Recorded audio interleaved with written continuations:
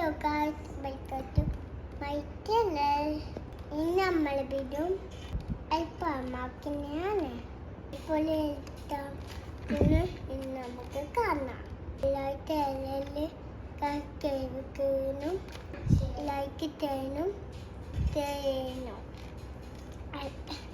അത് നമുക്ക് അൽഫാമാക്കിനെ കാണാം.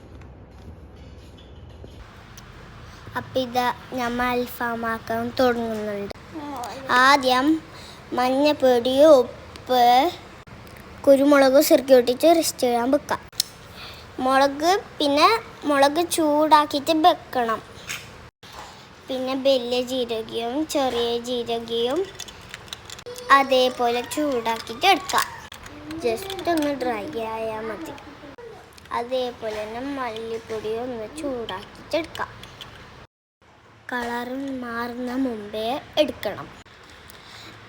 ഒരു ജാറിലേക്ക് മഞ്ഞപ്പൊടിയും നേരത്തെ വെച്ച മുളക് പിന്നെ വലിയ ജീരകവും ചെറിയ ജീരകവും മല്ലിപ്പൊടിയും കുരുമുളക് പൊടിയും ചിക്കൻ മസാല ഗരം മസാല അതിലേക്ക് ഇടണം. തക്കാളി, ഇഞ്ചി, വെളുത്തുള്ളി, ഉള്ളി മുറിച്ചിട്ടിടാം. എല്ലാം മുറിച്ച് നേരത്തെ ജാറിലേക്ക് ഇടാം. എന്നിട്ട് കുറച്ച് സിർക്ക കൂട്ടാം. എന്നെ ഒരു ചെറുനാരങ്ങ അതിലേക്ക് ഇടാം. ചെറുനാരങ്ങ നേരത്തെ ചിക്കനിലോട്ട് ഉപ്പും മഞ്ഞപ്പൊടിയും അതിൽ എല്ലാം ഇട്ടിന്. എന്നാലും മസാലയൊക്കെ ആവശ്യമുണ്ട്. ലാസ്റ്റ് നമ്മൾ മല്ലിച്ചപ്പ് അതിൽ ചേർക്കണം.